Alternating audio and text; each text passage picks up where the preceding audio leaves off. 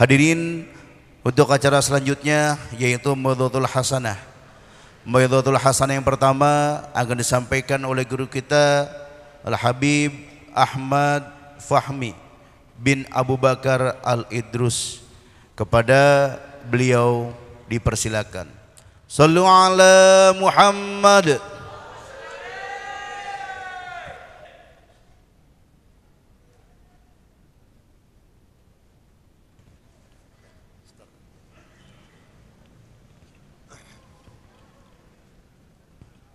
Assalamualaikum warahmatullahi wabarakatuh.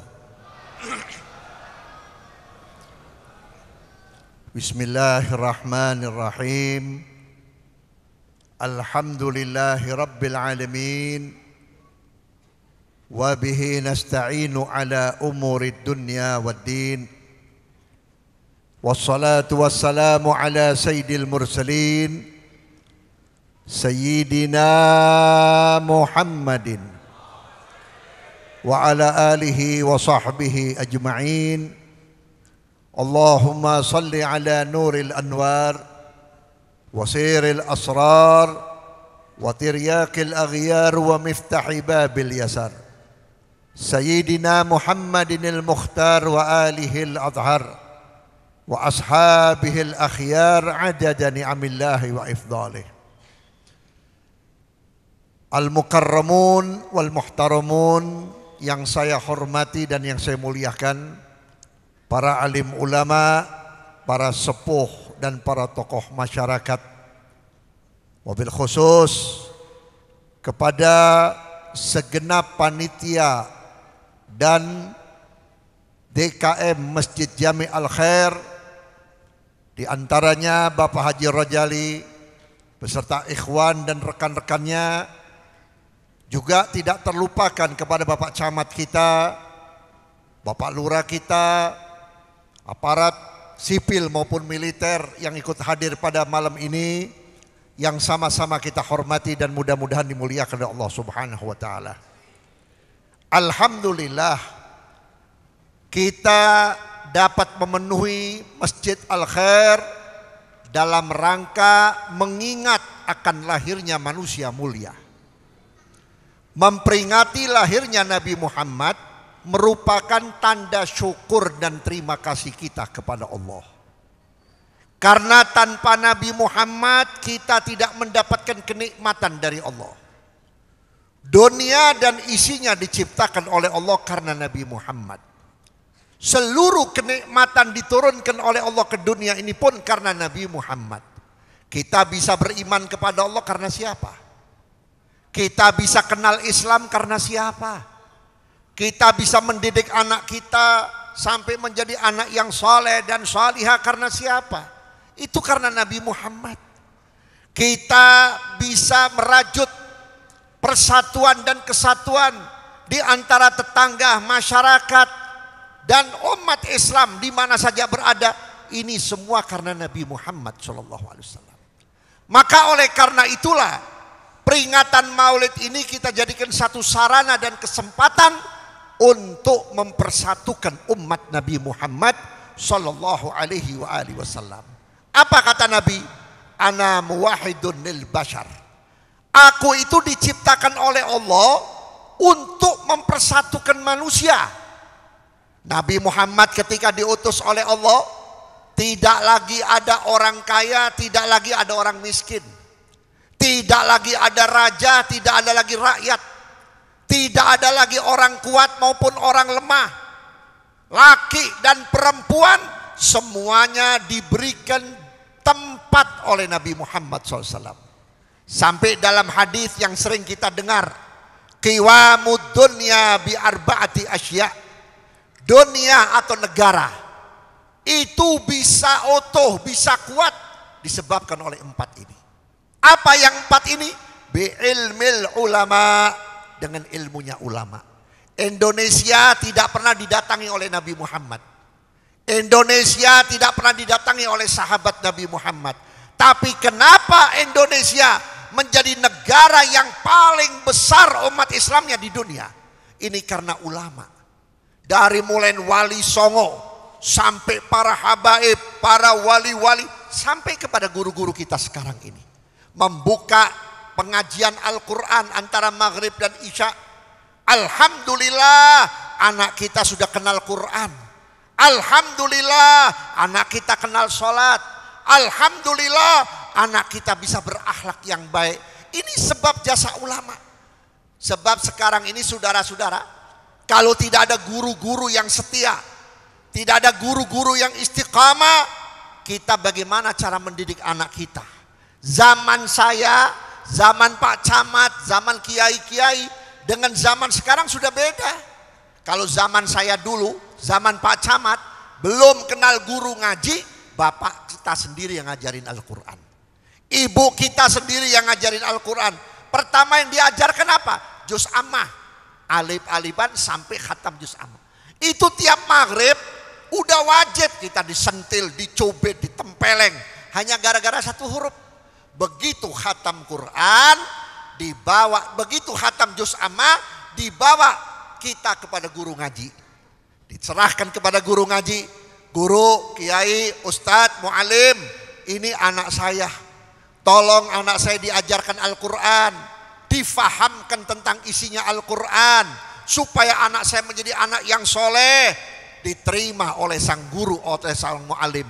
Begitu pulang, orang tua kita dulu nih ya, dulu, begitu pulang, setiap dapat kembalian uang belanja atau uang rokok, itu disisipkan di bawah baju. 1 bulan, ditaruh di amplop, titipkan kepada anak, nak, kasih mu'alim, kasih guru buat nambahin bayar listrik. Itu dulu. Buat nambahin beli kapur tulis. Itu dulu. Nggak tahu kalau sekarang. Kadang-kadang udah nggak bayar aja masih diomelin ustadznya. Betul nggak? Makanya zaman sekarang ini dibandingkan dengan zaman dulu, anak masih punya adab. Betul nggak? Dulu orang jarang Pak yang lulus SMA. Jarang orang yang kuliah, tapi akhlaknya lebih benar daripada yang kuliah. Maaf. Betul nggak? Kenapa? Orang dulu, orang tua dulu masih menghargai jasa guru. Terus terang, siapa yang ngajarin anak kita arkanul wudu, rukunnya wudu? Saya mau tanya. Sekarang saya mau nanya, ada nggak ibu-ibu yang tahu rukunnya wudu? Ada nggak bapak-bapak yang kenal rukunnya wudu? Ada, cuman berapa orang. Yang lainnya nyontek. Wudunya ngelihat yang di sebelah. Kalau yang ditiru benar, kalau yang ditiru salah, salah. Saya pernah ceramah di Tangerang beberapa tahun yang lalu. Ketika saya selesai ceramah, waktu itu siang, saya harus melanjutkan ke daerah BSD. Saya mau sholat dohor, ada satu-satunya masjid di pinggir jalan. Saya dengan murid saya, dengan supir saya masuk. Itu kerannya 4, yang 3 mati semuanya. Maklum masjid kadang-kadang begitu. Yang nyala cuma 1. Ada orang, mohon maaf ya, orangnya kalau kita ngeliat Masya Allah jenggotnya panjang, jidatnya gede hitamnya nih. Ngambil wudhu, saya liatin, wudhu lagi. Ngambil wudhu lagi. Saya curiga ini orang pasti sakit perut ini. Betul nggak? Kalau kita wudhu lagi berarti ada yang batal kan? Saya tegur, Mas mohon maaf, kalau bisa Mas buang air aja dulu. Saya mau pakai kerannya soalnya semuanya mati, saya mau berwaktu. Oh enggak, saya enggak sakit perut. Loh kalau enggak sakit perut ngapain wudhu sampai 4 kali? Apa jawabnya? Buat serep. Buat serep. Maksudnya gimana? Kalau saya kentut ada 3. Kentut lagi ada 2. Kentut lagi ada 1. Nah ini akibat kalau kita enggak belajar tentang hukum agama, cara ibadah yang benar, nanti sholat kita nyontek. Wudhu kita nyontek. Kalau yang di sebelah kita benar, wudhu kita benar. Tapi kalau yang wudhu kayak yang tadi, ya nanti sampai tua kita begitu. Wudhu 4 kali, 5 kali. Kalau ditanya kenapa sampai 3-4 kali, buat serep. Nah ini saudara-saudara hadirin. Maka oleh karena itulah, ulama, guru punya jasa buat bangsa dan negara. Alhamdulillah, Indonesia jauh dari Arab Saudi. Indonesia jauh dari Mesir. Tapi di Indonesia tidak sedikit para walinya Allah. Tidak sedikit para ulama-ulama yang soleh. Tidak sedikit anak-anak kita yang menjadi anak yang soleh dan soleh. Bahkan hafaz Quran di mana-mana. Ini semua jasa para guru. Yang kedua, bi'adlil umara, dengan adilnya para pemimpin. Saudara-saudara hadirin, keadilan ini merupakan kunci kemakmuran, kunci kesejahteraan. Orang kalau sudah berlaku adil, oleh Allah ditambahkan kemakmurannya, ditambahkan keberkahannya, ditambahkan kenikmatannya. Tapi kalau sudah tidak berlaku adil, dicabut sedikit demi sedikit nikmatnya oleh Allah. Sekarang bisa kita rasakan, negara kita besar, negara kita kaya, yang ngincipin bukan masyarakat, yang menikmati bukan pribumi, yang merasakan bukan orang asli Indonesia, tapi orang asing. Betul apa betul? Nikel dia yang makan, minyak dia yang makan, hutan dia yang nguasain. Mereka kaya, kita miskin. Apa sebab? Karena muncul seorang pemimpin yang tidak adil. Pemimpin yang tidak adil, sekalipun dia taubatan nasuha, tobatnya tidak diterima oleh Allah sebelum rakyat yang dipimpin memberikan maaf kepada orang tersebut. Yang ketiga, wasakhawatil agniya, dermawannya orang kaya. Kalau masih ada orang kaya yang masih memperhatikan orang miskin, orang yang gak punya, maka negeri ini akan makmur dan aman. Saudara-saudara hadirin yang saya hormati, orang yang dermawan itu sama dengan orang yang minta rezekinya banyak. Ada orang kepengen mancing ikan yang besar, umpannya cacing. Ikan sekarang ini Pak udah ngerti. Saya pernah diundang di Bekasi. Itu ada satu daerah yang daerah muarah antara laut dengan laut. Itu banyak orang yang ngambil ikan, apa itu? Ikan Bekasi yang gede-gede itu. Itu saya lihat umpannya apa? Bakso. Ikan aja udah makan bakso. Lah ini mau mancing ikan pakai cacing, ya dilepehin. Sama dengan orang yang pengen kaya, orang yang pengen tambah rezeki, tapi dia tidak pernah sedekah. Dia tidak pernah memberi. Saudara-saudara, saya punya teman saya seorang kiai. Dia kalau ngomong lucu, tapi omongannya itu seperti dalil. Apa dia bilang? Ar-rizku kal jenggot. Rezeki itu seperti jenggot. Ada nggak orang nyukur jenggot terus nggak keluar lagi? Makin sering dicukur, makin tebal. Makin sering dicukur, makin banyak. Uang yang kita miliki, semakin kita sedekahkan, semakin kita berikan kepada hamba-hamba Allah yang betul-betul dia kurang, betul-betul dia orang nggak mampu, itu rezeki akan bertambah, saudara-saudara. Saudara hadirin, Rasulullah mengatakan, setiap manusia dari umatku yang meninggal dunia, kita ini bakal meninggal. Begitu kita dimasukkan dalam kubur, ditutup pakai papan, kemudian pertama tanah yang ditaburkan ke liang kubur. Ya, begitu dimasukkan tanah pertama dalam kubur, itu mayit diperlihatkan dua pahalanya. Apa itu? Satu, pahala dia baca Quran. Berapa tahun kita baca Quran? Kita baca Fatihah sudah berapa tahun? Baca surat Al-Ikhlas berapa tahun? Baca ayat kursi berapa tahun? Belum lagi yang mendawamkan surat Kahfi, surat Waqiah, Yasin, bahkan khutmul Quran. Itu pahalanya akan berwujud menjadi manusia. Kalau yang meninggal seorang laki-laki, dia akan berwujud seperti manusia laki-laki yang ganteng, yang gagah. Kalau yang meninggal perempuan, dia akan berwujud menjadi seorang wanita yang cantik, kemudian berkata kepada si mayit, "Hai mayit, jangan takut. Aku adalah sesuatu yang kau baca tiap hari, yaitu Al-Quran. Aku diutus oleh Allah menemanimu untuk membantumu menjawab pertanyaan munkar wa nakir, karena semua bakal ditanya oleh munkar wa nakir." Yang kedua, pahala sodakoh. Kapan kita sedekah? Kapan pertama kita sedekah? Waktu masih anak-anak, ya. Umur 8 tahun, 9 tahun, dibawa sama bapak kita ke Masjid Al-Khair. Di Masjid Al-Khair kan suka ada tuh keropak yang jalan tuh. Namanya anak kecil seneng tuh masukin duit. Zaman kita dulu 10 perak Pak. Kita masukin plung.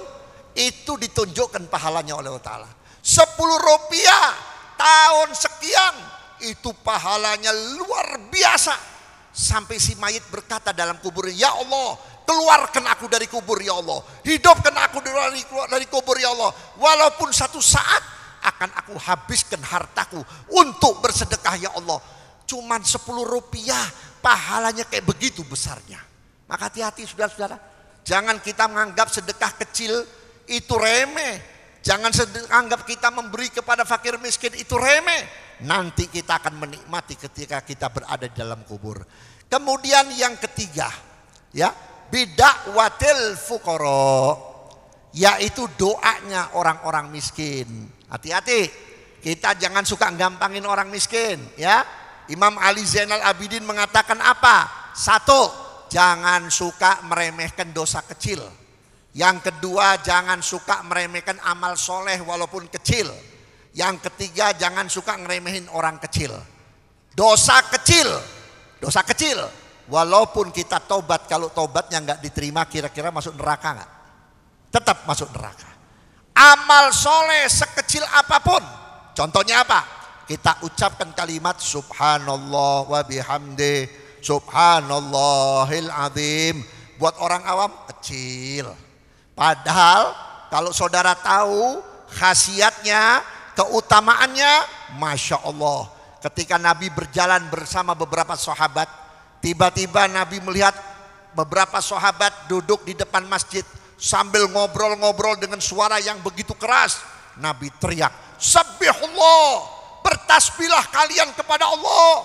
Kalian tidak tahu khasiat dan keutamaan daripada tasbih kepada Allah. Kalimat subhanallah, satu kalimat subhanallah lebih besar daripada 7 lapis langit.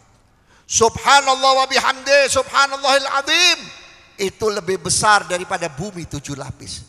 Maka oleh karena itu, kalau orang menyebut kalimat subhanallah wa bihamdi subhanallahil azim 100 kali, walaupun dosanya lebih besar daripada lautan yang ada di dunia, hari itu diampuni oleh Allah Subhanahu wa taala. Kita selama ini menganggap kecil kalimat la haula wala quwata illa billah. Buat apa itu? Buat menjaga nikmat, nikmat sehat, nikmat kuat, nikmat rezeki, nikmat jabatan, nikmat kekayaan. Dengan kalimat la haula wala quwata illa billahil aliyil azim, dijaga, dilindungi oleh Allah Subhanahu wa taala. Kemudian yang kedua apa? Jangan suka yang ketiga, jangan suka meremehkan orang kecil. Ini hati-hati, ya. Allah punya hamba yang disebut orang-orangnya Allah, ya. Orang-orangnya Allah. Siapa mereka? Kadang-kadang mereka nyamar sebagai pengemis, ya, datang ke rumah kita minta bagian rezekinya, ya. Itu hati-hati. Mereka itu orang-orangnya Allah. Jangan lihat mukanya, jangan lihat penampilannya, tapi mustajab doanya, ini yang bahaya para hadirin. Kalau kita mau ngasih, jangan pakai ngomong gini, Bu, Pak, ini sedekah saya. Jangan. Sebab orang yang nggak punya, orang yang minta juga tahu apa sih sedekah. Sedekah itu uang kotor. Harta yang disedekahkan itu kotorannya. Harta yang dikeluarin zakat itu kotorannya. Orang-orang yang minta-minta begitu hatinya ngomong, ya Allah, saya kalau nggak miskin nggak mungkin saya minta, ya Allah, karena saya butuh uang buat makan. Ya Allah, ini orang pakai ngomong sedekah, saya tahu itu sedekah uang kotor. Udah kasihkan karena Allah Ta'ala. Saudara-saudara, orang-orang seperti itu ketika kita berikan, dia berdoa. Ketika dia berdoa, walaupun tanpa mengangkat tangan, Allah ijabah doanya, Allah terima doanya, Allah berikan rezeki yang paling besar kepada kita. Makanya oleh karena itu, kalau ada orang sakit nggak sembuh-sembuh, ke rumah sakit udah, operasi udah, terapi udah, nggak sembuh-sembuh, apa kata Nabi? Dawu maradakum bis shadaqah. Obati penyakitmu itu dengan sedekah. Makanya orang tua-tua kita dulu kalau sembuh, sudah sehat, dia beli beras, ya, entah 25 liter, entah 50 liter, kemudian dibagi seliter atau 2 liter, dibagikan kepada tetangga-tetangga yang nggak punya, saudara. Hadirin yang saya hormati, maka oleh karena itu negeri ini akan aman disebabkan oleh ulama, yang kedua oleh pemimpin yang adil, yang ketiga oleh seorang dermawan, yang keempat adalah doanya orang miskin. Maka oleh karena itu Nabi Muhammad tidak pernah memecah belah kita. Nabi Muhammad tidak pernah membeda-bedakan kita. Kenapa orang kaya harus memberi santunan kepada orang miskin? Karena orang kaya di dalam dompetnya ada rezekinya orang miskin. Ada haknya orang miskin. Orang miskin tidak boleh jahat kepada orang kaya. Tidak boleh hasut kepada orang kaya. Kenapa? Karena orang miskin sadar doanya orang miskin bisa menambah kayanya orang kaya. Saudara-saudara hadirin, itulah tujuan Nabi Muhammad diutus oleh Allah Subhanahu wa taala. Maka oleh karena itulah saya berharap setiap kita menyelenggarakan Maulid Nabi Muhammad ini, mari tingkatkan kesadaran kita untuk merajut ukhuwah Islamiyah.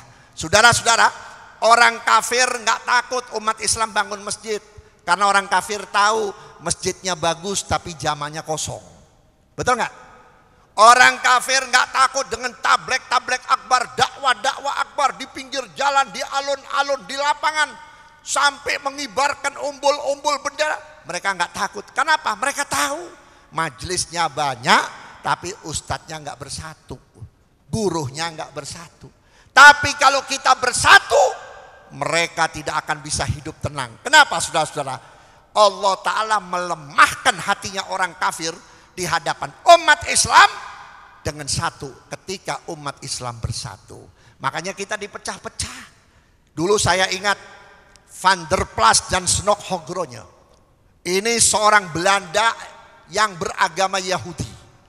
Dua orang ini tugasnya memperdalam agama Islam untuk memecah belah umat Islam, untuk menghancurkan umat Islam di Indonesia. Karena umat Islam Indonesia akidahnya satu, Ahlus Sunnah wal Jamaah ala madhab Imam Syafi'i. Dipecah sampai terakhir Van der Plas dan Snok Hogronya ketika mau pulang ke negerinya, dia bilang apa? Hancurkan umat Islam dengan 3 perkara. Satu, bikin partai Islam yang banyak. Bikin partai Islam yang banyak. Tentunya yang ngurus partai Islam siapa? Tokoh agama Islam, seorang ulama, seorang ustadz, seorang kiai. Dengan adanya partai Islam yang banyak, masing-masing yang punya partai sama-sama Islam gak bersatu. Sekarang kita bisa lihat P3, mohon maaf kalau ada orang P3, ini cuma contoh doang. Partai Persatuan Pembangunan, kapan bersatunya P3? Saya mau tanya, kapan bersatunya P3? P3 menang, yang untung orang P3. PKS Partai Islam menang, yang untung orang PKS. PKB menang, yang untung orang PKB. Nggak ada. PKB menang, untung semua umat Islam. PKS menang, untung semua umat Islam. Nggak ada. Satu sama lain yang mendapat untung. Maka oleh karena itu, setiap tahun-tahun politik untuk menyokong dia punya partai, satu sama lain saling bersaing. Saling bersaing, bahkan saling gontok-gontokan. Begitu kita pecah, ribut urusan partai, kekuatan kita lemah. Coba kita lihat agama Kristen ada nggak partainya? Ada nggak? Walaupun ada orang Kristen di PDI, walaupun ada orang Kristen di partai yang lain, tapi Kristen tidak bawa partai. Makanya orang Kristen nggak pernah dengar ada pastor sama pastor berantem, ada pendeta sama pendeta berantem, ada gereja ini sama gereja ini berantem, nggak pernah dengar. Tapi lihat umat Islam, betul nggak? Masjid ini sama masjid itu tawuran, masjid ini sama masjid ribut, kita sama kita berantem. Maka oleh karena itu persatuan dan kesatuan inilah yang bakal mengokohkan umat Islam. Saya mau tanya, umat Islam mayoritas nggak di Indonesia? Mayoritas. Kenapa kemarin Paus datang sampai azan nggak boleh? Hah? Kenapa Paus datang kemarin sampai adzan maghrib tidak boleh? Apakah memang Paus minta seperti itu? Tidak. Apakah Paus memang memberikan isyarat kalau saya datang tidak boleh ada adzan? Tidak. Tapi kenapa ada? Karena mereka itu tahu kondisi kita. Kita ini umat Islam banyak tapi nggak kuat. Kita ini umat Islam banyak tapi kurang paham agama. Betul apa tidak? Maaf, jangan pun urusan Paus. Urusan maulid aja orang Islam ada yang ngeritik maulid. Segala bilang bid'ah lah, itulah. Betul gak? Kita memperingati maulid dalam rangka mensyukuri nikmat Allah. Hukumnya syukur wajib, sunnah atau bid'ah? Syukur hukumnya sunnah, wajib atau bid'ah? Wajib. Kalau kita tidak bersyukur disebut kufur nikmah. Sedangkan Nabi Muhammad ini makhluk Allah yang merupakan makhluk yang menyebabkan turun nikmatnya Allah Subhanahu wa taala. Ini saya kasih contoh, Pak. Kenapa umat Nabi Musa, umat Nabi Nuh, umat Nabi Lut, umat-umat yang lain kalau berbuat maksiat dilaknat oleh Allah taala.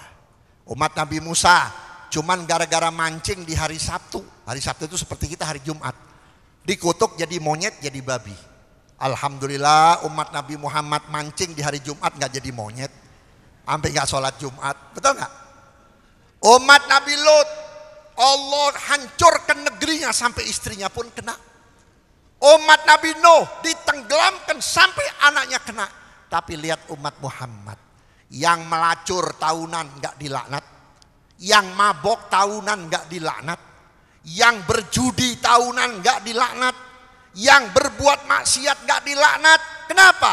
Karena ada Nabi Muhammad SAW. Ada Rasulullah, dan Rasulullah pernah minta kepada Allah, ya Allah, jikalau kau sayang kepadaku, ya Allah, berikan kesempatan umatku tobat, ya Allah. Bagaimanapun aku tidak ridho kalau umatku masuk neraka, ya Allah.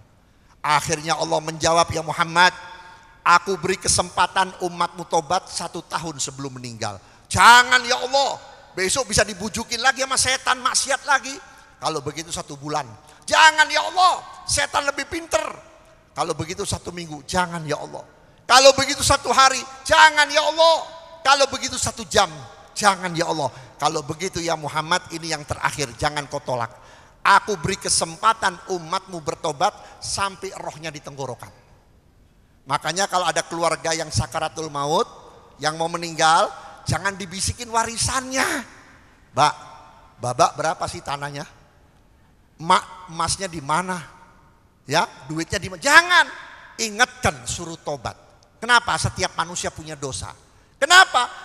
Begitu dia tobat kepada Allah, dia ucapkan atubu ilallah taubatan nasuha. Saya bertobat kepada Allah dengan tobat yang sesungguhnya, sebelum rohnya di tenggorokan mati dalam keadaan husnul khatimah. Kan kita nggak tahu, Pak, yang meninggal itu sudah tobat atau belum. Kita nggak tahu. Maka oleh karena itu, ini jasanya Nabi Muhammad SAW.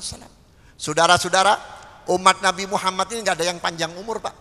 Paling panjang 100, itu pun sudah jarang. Betul nggak? Sekarang 40 tahun udah bengek, 40 tahun udah kena stroke, bener. Udah macam-macam. Tapi kenapa umurnya pendek, ibadahnya sedikit, kok mendapatkan derajat yang tinggi di akhirat? Umat Nabi Musa umurnya ratusan tahun, umat Nabi Isa umurnya ratusan tahun, ibadahnya ratusan tahun, tidak boleh mendekat ke surga sebelum kita umat Muhammad masuk ke dalam surga duluan. Apa enggak berterima kasih kita kepada Allah? Kita bisa ngedidik istri kita sampai menjadi mar'atun sholihah. Siapa yang ngajarin? Nabi Muhammad. Kita bisa ngedidik anak kita karena siapa? Karena Nabi Muhammad.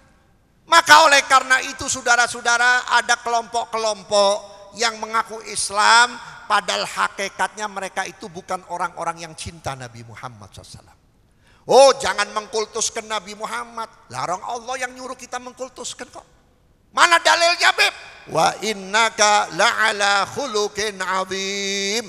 Sesungguhnya engkau ya Muhammad yang memiliki akhlak yang agung. Saya mau tanya, ada nggak ayat itu jatuh kepada Nabi Adam? Ada nggak ayat itu untuk Nabi Musa? Ada nggak ayat itu untuk Nabi Isa? Ada nggak ayat itu untuk Nabi Ibrahim? Tidak, untuk Nabi Muhammad. Artinya apa? Nabi Muhammad kata Allah manusia yang paling super akhlaknya. Allah yang ngajarin, Pak. Maka oleh karena itu jangan terpengaruh dengan faham-faham yang nggak suka maulid. Biarin yang doyan maulid, biarin nggak demen sholawat. Yang penting kita harus istiqomah membaca sholawat dan mengadakan maulid. Dan saya ingatkan ibu-ibu, bapak-bapak, baca maulid itu jangan tiap maulid doang. Kalau bisa tiap seminggu sekali, ya. Tiap seminggu sekali kita baca maulid di rumah kita. Alhamdulillah sekarang di rumah Bapak Haji Suryadi, tiap malam Jumat diadakan pembacaan ratib dan maulid, ayo kita datang, ayo kita hadir. Disitulah tempat Allah membuka segala hajat maksud kita. Barangkali ada di antara kita yang lagi susah, utangnya belum kebayar. Barangkali di antara kita yang ada masalah dengan keluarga, dengan rame-rame kita baca ratib, dengan rame-rame kita baca sholawat. Ya Allah, mohon berkahnya sholawat dan berkahnya maulid, berkahnya ratib. Ya Allah, berikan rezeki kepada saya supaya saya bisa bayar. Ya Allah, diijabah oleh Allah Ta'ala. Ayo saya minta masyarakat Cilangkap ini, tiap malam Jumat datang ke rumah beliau, kita baca ratib bareng-bareng. Kenapa? Bukan beliau kepengen orang banyak, bukan. Saya yang kepengen. Kalau yang baca ratib ada 100 Pak, apa enggak manjur doa kita? Kalau yang baca sholawat sampai 100 orang, apa enggak manjur doa kita? Semakin banyak yang membaca, semakin gobul hajat kita. Coba saya minta kepada bapak-bapak, mampu enggak baca ratib 40 kali? Enggak mampu, saya sendiri juga enggak kuat. Berapa jam? Tapi kalau kita kumpul 50 orang, lebih dari 40. Ibu datang, bawa berapa orang? Nanti ibu punya teman, punya jamaah ikut baca ratib. Berarti ibu sudah baca ratib begitu banyak. Maka oleh karena itu saudara-saudara hadirin, dengan peringatan maulid ini bukan sekedar peringatan, tapi juga merupakan tanbih, merupakan teguran dari Allah supaya kita ingat akan perjuangan Nabi Muhammad, sayangnya Nabi Muhammad kepada kita, dan juga kita supaya bersatu kembali sebagaimana Nabi Muhammad mempersatukan kita sebagai umatnya. Amin ya rabbal alamin. Mungkin nanti akan disambung oleh guru kita Kiai Haji Khairuddin dari Banten. Mudah-mudahan nanti beliau akan menyampaikan lebih panjang. Saya bukannya nggak mau lama ya, saya dari tempat ini pulang besok sebelum subuh saya harus berangkat keluar kota supaya saya ada waktu untuk istirahat. Dan saya minta doa dari antum semua, biar Allah panjangkan umur saya, Allah angkat penyakit saya. Terus terang, Masjid Al Khair ini kenangan saya. Dari saya masih muda, dari tahun 89, saya sudah ceramah, masih almarhum Haji Muhasan, Haji Muhammad Nasir, dan masih ada anaknya, keluarganya. Saya hadir kemari demi Allah, saya nggak nyari apa-apa. Ini merupakan salah satu tanda kenangan saya dunia akhirat. Kenapa? Ada orang-orang yang ada di dalam hati saya, Haji Muhammad Nasir, kemudian Haji Muhasan, dan para haji-haji yang lain yang jadi pengurus masjid ini yang sekarang sudah meninggal dunia. Alhamdulillah sekarang diteruskan, dilanjutkan oleh Bapak Haji Rojali dan ikhwannya dan kawan-kawannya. Mudah-mudahan menjadi kenangan abadi dunia akhirat. Di dunia kita ketemu, insya Allah nanti di akhirat kita ketemu di bawah naungan Nabi Muhammad SAW. Kurang dan lebihnya mohon maaf. Assalamualaikum warahmatullahi wabarakatuh.